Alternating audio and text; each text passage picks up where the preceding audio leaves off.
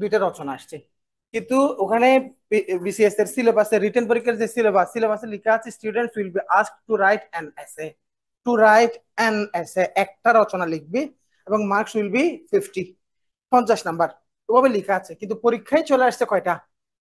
দুইটা। এবং তিনটা রচনার বিষয়বস্তু দেওয়া হতো, যেভাবে ইন্টারমিডিয়েট পরীক্ষায় আমরা দিয়ে আসছি সকলেই, ওখানে 3 থেকে 4টা রচনা থাকতো, ওখান থেকে একটা রচনা অ্যান্সার করতে হবে। ওভাবে আমাদের পরীক্ষায় আসতো। মনে করে আজান ট্রেন, ডিসিপ্লিন, মানে লিবারেশন ওয়ার, এরকম একটা বিষয়বস্তু থাকতো, ওটার উপর আমরা একটা রচনা লিখবো। কিন্তু এখানে রচনাগুলো আসছে দুইভাবে। দেখো, একটা রচনা আসছে ওয়ার্ল্ড রিফিউজি প্রবলেম, আর একটা রচনা আসছে the autobiography of a crippled freedom fighter. দুইটা আছে, দুইটা দুই প্যাটার্নের। একটা হচ্ছে প্রবলেম রিলেটেড এসে, আর একটা হচ্ছে বায়োগ্রাফি রিলেটেড এসে। দুইটার মোড অফ এক্সপ্রেশন, দুইটার ল্যাঙ্গুয়েজ, এগুলা ডিফারেন্ট হবে। এগুলো নিয়ে আমি আলাদা করে ক্লাস নিব। এবং কথা হচ্ছে, ধরো তোমাকে এই রচনাটা লিখতে দিল, এই রচনার মধ্যে কতগুলো সরাসরি পয়েন্ট কিন্তু মেনশন করে দেওয়া আছে, তুমি নিজে থেকে পয়েন্ট দেওয়ার দরকার নেই, যা পয়েন্ট আছে, যা আইডিয়া দেওয়া আছে, গিভেন হিন্টস গুলাকে তুমি ইলিস্ট্রেট করা, মানে এলোমেলো করে একটা জিনিস রাখা আর শোরুমের মধ্যে যেভাবে সুন্দর করে প্রেজেন্ট করে রাখা একই কথা না। তাহলে একটা বিষয় লেখার ক্ষেত্রে এই জায়গাটাই এই তোমার ইন্টারমিডিয়েটের সাথে এখানে পার্থক্যটা। এখানে বিষয়গুলো তুমি অনেকগুলো তথ্য, অনেকগুলো শব্দ, অনেকগুলো সেন্টেন্স লিখে দিলেই তোমার রচনা মানসম্মত হবে, এটা কোনোভাবেই সম্ভব না। তুমি অনেক তথ্য মুখস্থ করছো, রচনার প্রিপারেশন বলতেই তোমার মাথায় যেটা ঘুরে সেটা হচ্ছে ডাটা দিতে হবে, চার্ট দিতে হবে, গ্রাফ দিতে হবে, অনেক তথ্য দিতে হবে, অনেক রেফারেন্স দিতে হবে, কোটেশন ব্যবহার করতে হবে। অনেক কোটেশন কোনো কাজের জিনিস না। ইভেন তুমি যেটা যে ব্যাপারটাকে তুমি ইংরেজি লেখালেখির ক্ষেত্রে যে জায়গাটা নিয়ে সবসময় টেনশনে থাকো, ওটা হচ্ছে স্যার আমার শর্টেন্স অফ ভোকাবুলারি আছে, আমি ভোকাবুলারিতে আমার অনেক শব্দ কম, আমি এভাবে লম্বা করে এসে লেখা এটা আমার পক্ষে একটু জটিল লাগে, নিজে থেকে পৃষ্ঠার পর পৃষ্ঠা ইংরেজি লেখা এটাতে আমার মনে হয় এত শব্দ মনে হয় আমার মাথায় নাই। এই সমস্যাটা তুমি মনে করো, বিশ্বাস করো তোমার মধ্যে এই মুহূর্তে যে সকল শব্দ আছে এই শব্দগুলাই যথেষ্ট। তোমার স্ট্রাকচারটা জানা না থাকার কারণে তুমি লেখাগুলো ফ্রেমিং করতে পারছো না, এবং লেখাগুলো ফ্রেমিং করার ক্ষেত্রে কনজাংশনের ব্যবহার দরকার। কথা বুঝছো? এই কনজাংশনের উপরে আমি আজকে একটা আলোচনা করব। এই কনজাংশন গুলাই তোমার অর্ডিনারি লেখাগুলাকে এক্সট্রা অর্ডিনারি লেখায় রূপান্তরিত করে, এবং কনজাংশন গুলোর মাধ্যমেই তোমার লেখার ফ্লোটা তুমি কন্টিনিউ করতে পারো। তোমার from the very beginning to end of your writing তুমি একটা কম্প্রিহেন্সিভনেস, হ্যাঁ, তুমি লেখাটাকে কম্প্রিহেন্সিভ করার জন্য লেখার যে একটা ফ্লো, এবং কোনটা আগে থাকবে, কোনটা পরে থাকবে, কোনটা কিভাবে লিখতে হয়, এই জিনিসগুলো সবকিছুর একেবারে প্যারাক হিসাবে কাজ করবে কে? কনজাংশন প্রণয়ন কে কাজ করবে? কনজাংশন। এবং এই কনজাংশন গুলোর কাজ হচ্ছে শুধুমাত্র not only binding sentence to sentence, but also you are to bind those ideas paragraph to paragraph. প্রথম প্যারা থেকে শেষ প্যারা পর্যন্ত লেখাটাকে কোহেরেন্ট করার জন্য, কম্প্রিহেন্সিভ করার জন্য, লেখার ভেতরে কমিউনিকেশনটা ঠিক থাকার জন্য এই এই তোমার ইউজ অফ কনজাংশন অনেক ইম্পর্টেন্ট। আবার এমসিকিউ পরীক্ষায় অনেক জটিলতা থাকে এই কম্প্রিহেনশন বেসড। বুঝতে পারছি? ধরো তুমি একটা এসে লিখছো, একটা এসে, তো একটা এসেতে কি কি লিখি মনে করো, আমরা একটা এসেতে একটা ইন্ট্রোডাকশন লিখতে হবে, ওখানে হিন্টস এর মধ্যে ইন্ট্রোডাকশন কথাটা ক্লিয়ারলি দেওয়া আছে, এবং এটা ইনসেপারেবল পার্ট অফ এন এসে আর রাইটিং। ইভেন তুমি একটা প্যারাগ্রাফ লিখছো, প্যারাগ্রাফের মধ্যে কিন্তু একটা ইন্ট্রোডাক্টরি টোন দিয়ে একটা সেন্টেন্স লিখতে হয়, যেটাকে জেনারেল স্টেটমেন্ট বলি আমরা। ঠিক আছে? এরপরে মনে করো তুমি, তোমার এটা হচ্ছে টোটাল টোটাল তোমার বডি অফ দ্য এসে। এরপরে মনে করো তুমি কনক্লুশন লিখবা, ওখানে হিন্টস এর মধ্যে কনক্লুশনও দেওয়া আছে। ইন্ট্রোডাকশন এবং কনক্লুশন ছাড়া কোনো লেখা হবে না। এখন ইন্ট্রোডাকশনে ইন্ট্রোডাক্টরি কোনো শব্দ নাই, ইন্ট্রোডাকশনে ইন্ট্রোডাক্টরি কোনো কানেক্টর নাই, কনক্লুশনে কনক্লুসিভ কোনো স্টেটমেন্ট নাই, তাহলে তুমি কনক্লুশন লিখলে কি হবে? কথা বলছি কিনা? আবার তুমি তোমার যে এই যে বডিতে মনে করো তুমি এখানে অনেকগুলো অনেকগুলো প্যারাগ্রাফ লিখছো, অনেকগুলো প্যারাগ্রাফ। তাহলে প্যারাগ্রাফ ইন্ট্রোডাকশনের সাথে এখানে এখানে একটা ফ্লো দরকার। হ্যাঁ, এখানে একটা ফ্লো দরকার ইন্ট্রোডাকশনের সাথে। এই যে তুমি কথা শুরু করছো, তাহলে এই জায়গায় এই জায়গায় এই জায়গায় এই জায়গায় একটার সাথে একটা, একটার সাথে একটা, একটার সাথে একটা, ফার্স্টলি, সেকেন্ডলি, থার্ডলি, ফাইনালি। কথা বলছো কিনা? সহজে বোঝার জন্য আমি ফার্স্টলি সেকেন্ডলি দিয়ে উদাহরণ দিলাম। মনে করো ফার্স্ট অফ অল, হ্যাঁ, এগেইন, ইন এডিশন, তাহলে এটা তো স্টোরি মোর লেখার ওভার। বডি না? হ্যাঁ, বডি লেখার না, এটা নিয়ে তো ডিটেল ক্লাস আছে। তারপরে হচ্ছে ধরো, এখন এভাবে যে তোমার শুরু থেকে শেষ পর্যন্ত তোমার লেখাগুলাকে কানেক্ট করার জন্য যে একটা ব্যাপার আছে, এগুলোর ব্যবহার যে দরকার, এটা কিন্তু আমরা লেখা যখন পড়ি তখন আমরা পড়ি, কিন্তু আমরা ব্যবহার করার ক্ষেত্রে আমরা যেমন ব্যবহার করি না, আমরা আমরা অভ্যস্তই না। আমরা মনেই করি, অনেক ক্ষেত্রে আমরা মনে করি এটা এই decorational, ornamental, additional part of our writing. No, এগুলো হচ্ছে একেবারে কম্পালসরি বিষয়, একটা বিষয়। তাহলে এই যে শুরু থেকে শেষ পর্যন্ত কানেক্টরের ব্যবহার, এগুলো হচ্ছে কনজাংশন। আবার আবার দেখো, ধরো তুমি একটা কি লিখবা, প্যারা, একটা প্যারা লিখবা, অর্থাৎ একটা রচনার ভেতরে ধরো তুমি 6 প্যারা লিখেছো, ওখানে যেগুলো পয়েন্ট দিয়েছে প্রত্যেকটা পয়েন্ট না, ওখানে মনে করো 8টা পয়েন্ট দিয়েছে, তুমি 8টা প্যারা নিশ্চিত লিখতে হবে প্রত্যেকটা পয়েন্টকে ইলিস্ট্রেট করার জন্য। এখন একটা প্যারা সাজানোর জন্য কিছু নিয়ম আছে। প্রথমত হচ্ছে তোমার এই প্যারাগ্রাফের জন্য তোমার একটা টপিক আছে, what is refugee. What is refugee এটা হচ্ছে তোমার টপিক, কথা বলছো কিনা?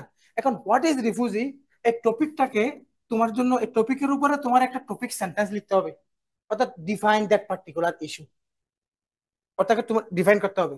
এরপরে তাহলে এটাকে বলে টপিক সেন্টেন্স মনে করো। এরপরে তোমাকে এই যে তুমি ডিফাইন করছো, তোমার ডেফিনেশনকে সাপোর্ট দেওয়ার জন্য তোমার একটা এক্সাম্পল দিতে হবে, দ্বিতীয় কথা।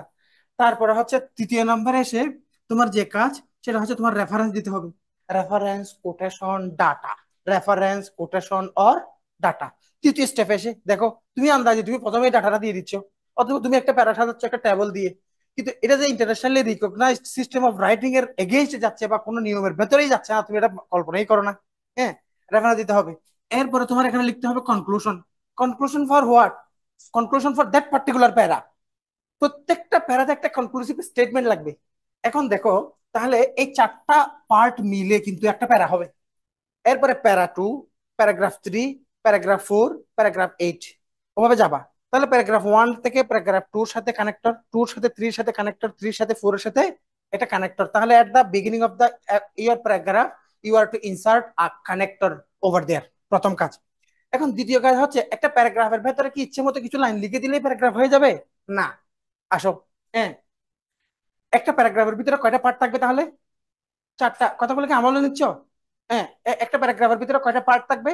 4টা। তাহলে প্রথমে হচ্ছে আমার টপিকটাকে ডিফাইন করা, দ্বিতীয়ত হচ্ছে টপিকটাকে এক্সাম্পলিফাই করা, ইলিস্ট্রেট করা, তৃতীয়ত হচ্ছে রেফারেন্স দেওয়া আর কোটেশন দেওয়া, or inserting data from any other sources, any other literature বলে এটাকে। লিটারেচার মানে কি জানো? Written document.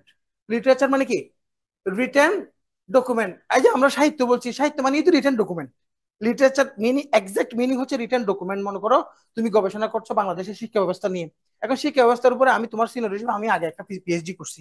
এখন আমার পিএইচডি কে রেফার করে তুমি কোন একটা ডাটা তোমার গবেষণা, তোমার থিসিসের মধ্যে আনবা, তখন তুমি বলবা যে লিটারেচার রিভিউ পার্টের মধ্যে আমার লিটারেচারটা পড়ে তুমি ওখানে রিভিউ লিখবা।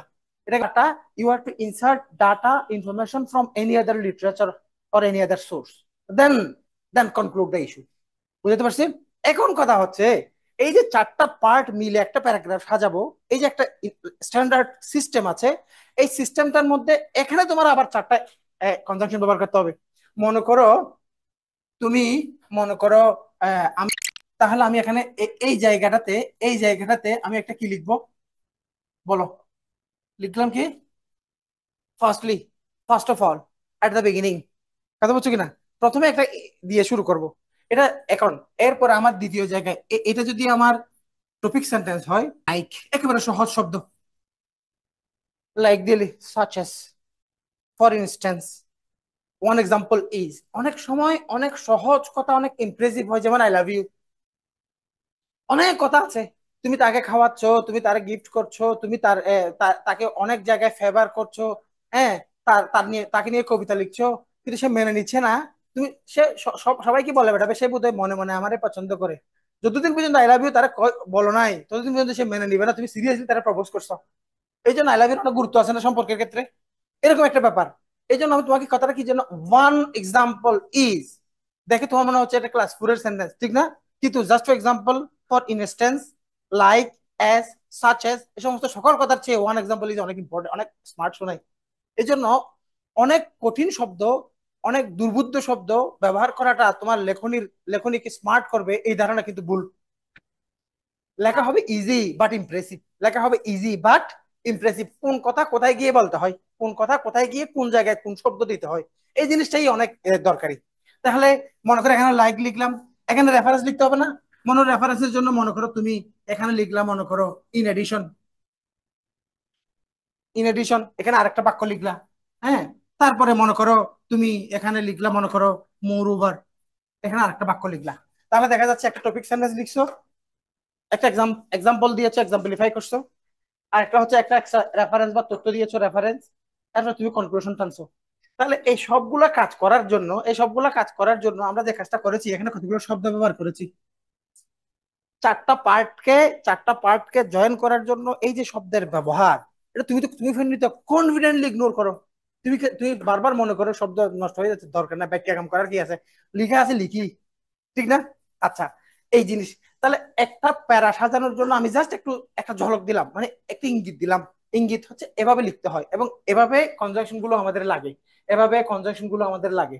একটা প্যারাগ্রাফ লিখতে আমাদের কয়বার কনজাংশন লাগছে? শুধু 4বার না, আরো লাগবে। একটা স্ট্যান্ডার্ড প্যারাগ্রাফ হওয়ার জন্য মিনিমাম 3 জাতের সেন্টেন্স লাগবে। একটা হচ্ছে কম্পাউন্ড সেন্টেন্স লাগবে, একটা হচ্ছে কন্ডিশনাল সেন্টেন্স লাগবে, একটা হচ্ছে তোমার কমপ্লেক্স সেন্টেন্স লাগবে। স্যার কন্ডিশনাল আর কমপ্লেক্সে পার্থক্য আছে? নাই, পার্থক্য নাই। যা কমপ্লেক্স তাই কন্ডিশনাল, অর্থাৎ কন্ডিশনাল গুলো কমপ্লেক্স সেন্টেন্সের অংশ। কিন্তু আমি কন্ডিশনালকে আলাদা কেন করলাম? কন্ডিশনাল বাক্য থাকলেই পুরো লেখাটার মধ্যে একটা কি চলে আসে, যুক্তি চলে আসে। কি চলে আসে? যুক্তি। লেখার মধ্যে যুক্তি অনেক ইম্পর্টেন্ট। তাহলে যখনই তুমি শর্ত দিয়ে কথা বলবা, তখনই তুমি যুক্তি দিচ্ছ। বুঝতে পারছি কিনা? তাহলে একটা প্যারাগ্রাফে কয় জাতের সেন্টেন্স কম্পালসরি? 3 জাতের। কি কি? Complex, compound, conditional. Complex, compound, conditional. তাহলে কমপ্লেক্স করো, কম্পাউন্ড করো, কন্ডিশনাল করো, এই যে বাক্যগুলো তোমাকে ব্যবহার করতে হবে, ব্যবহার করার জন্য তোমার কি দরকার? কনজাংশন দরকার। বলো না কি দরকার? তাহলে কনজাংশন যে কত দরকারি সেটা তুমি বুঝাতে পারছো? আমি গুরুত্ব বুঝেছি এতক্ষণ, এবং গুরুত্ব বুঝে থেকে আমি একটা জিনিস শিখাই দিলাম কিভাবে, this is how you are to write this. বুঝতে পারছি? অনেক কথা বলছো, সবগুলো ফুল স্টপ দিয়ে দিয়ে লিখে লিখে যাচ্ছ, সবগুলো ফুল স্টপ দিয়ে লিখে লিখে যাচ্ছ, ওটা কিন্তু ঠিক না। ওটা তোমার মানসম্মত লেখনী আর আসছে না, অন্তত বিসিএস এর মতো। কারণ বিসিএস এর জায়গাটা তো একাডেমিক রেজাল্টের মতো একটা রেজাল্ট না, এখানে কম্পিটিটিভ, এখানে অন্যদিকে ছাপিয়ে তোমাকে নাম্বার পেতে হবে। এই জন্য একাডেমিক্যালি কিছু কিছু স্টুডেন্ট থাকে যারা ইউনিভার্সিটিতে বা ডিপার্টমেন্টে ফার্স্ট ক্লাস ফার্স্ট হওয়ার জন্য পজিশন ধরার জন্য পড়াশোনা করে। যে ফার্স্ট হওয়ার জন্য পড়াশোনা করে, তার পড়াশোনার ধরনটা একটু ভিন্ন থাকে, সে নোটের পেছনে অনেক পড়ে থাকে, সে অনেক বেশি মানে পুরাতন নোটের পাশাপাশি নিজস্ব নোট রাখে, রেফারেন্স বইগুলো পড়ে, এবং সাথে সাথে অনেক বেশি কমিউনিকেশন রাখে, প্রত্যেকটা টিউটোরিয়াল এগুলোকে গুরুত্ব দেয়। বিসিএসটাকে ওভাবে চিন্তা করতে হবে। বিসিএসটা হচ্ছে তুমি কি অন্যদেরকে ছাপিয়ে যাওয়ার জন্য নোট তৈরি করা, অন্যদেরকে ছাপিয়ে যাওয়ার জন্য এখানে নোট নয়, মাথা তৈরি করতে হবে। তারপরে তুমি বিসিএসটা ব্র্যাকেট দিয়ে, ওটা স্মার্ট পদ্ধতি। আর একটা ব্যাপার হচ্ছে, যেহেতু এসে নিয়ে কথা হচ্ছে, এই কথাগুলো যেহেতু মিনিংলেস না, কথাগুলো অনেক কাজের কথা, এই জন্য এখানে সময় গেলেও লস নেই। দেখো, উম বেশি লিখে বেশি নাম্বার, এই জায়গা থেকে একেবারে বেরিয়ে আসো। কারণ কোনো বুদ্ধিমান মানুষ বেশি কথা বলে না। স্লো স্পিকার হও, অনেক বেশি ফাস্ট স্পিকার হওয়ার দরকার নাই। গুড রাইটার হও, আননেসেসারি ডিটেলস দেওয়ার দরকার নাই। স্পেসিফিক টু দা পয়েন্ট, কম কথাই মূল কথা লেখার চেষ্টায় সব সময় থাকবো। বুঝছি। এবার তাহলে আমাদের আজকের আলোচনার জায়গাটা হচ্ছে কি? কনজাংশন। হ্যাঁ, তাহলে কনজাংশনের কাজ এটা আমরা জানি। কনজাংশনের এত ব্যাকগ্রাউন্ড বলার দরকার নেই। কনজাংশনের কাজে হচ্ছে দুটি সেন্টেন্সকে কি করা? যুক্ত করা। দুটি সেন্টেন্সকে যুক্ত করা। এখন সেন্টেন্সকে যুক্ত করা কথাটা কি সেন্টেন্সকে বলবো নাকি ক্লজকে বলবো? ক্লজ। কারণ কি? যখন দুইটি সেন্টেন্স মিলে একটি সেন্টেন্স হয়ে যায়, তখন কি থাকে? তখন ওই সেন্টেন্সটা আলাদা আলাদা আর সেন্টেন্স থাকে না, তখন দুইটা মিলে একটা সেন্টেন্স, এবং প্রতিটা সেন্টেন্স ওই বড় সেন্টেন্সের অংশ। এই জন্য তার নাম বাক্যাংশ। এই জন্য তার নাম কি? বাক্যাংশ। তাহলে কনজাংশন, কনজাংশন হচ্ছে 3 প্রকার। এই কনজাংশন গুলোকে আমরা বলবো কোঅর্ডিনেট কনজাংশন। মৌলিক কোঅর্ডিনেট কনজাংশন কিন্তু এই এই কয়টা? 6টা না 7টা? 7টা। টিল অ্যান্ড টিল, তারপরে ইফ, তারপরে হচ্ছে কি মনে করো আপনি মিউট দ্যাট, করেন। এটসেট্রা, এই টাইপের আর কি। কনজাংশন একমাত্র গ্রামার আইটেম, যেটা গ্রামার আইটেম হিসাবে রিটেন পরীক্ষায় প্রতি বছর আসছে। এই যে কনজাংশন, দেখো কিভাবে কত জটিল ভাবে আসছে। Combine each group of sentence into a simple, compound, or complex sentence as the context demands. সরাসরি কনজাংশনের ব্যবহার।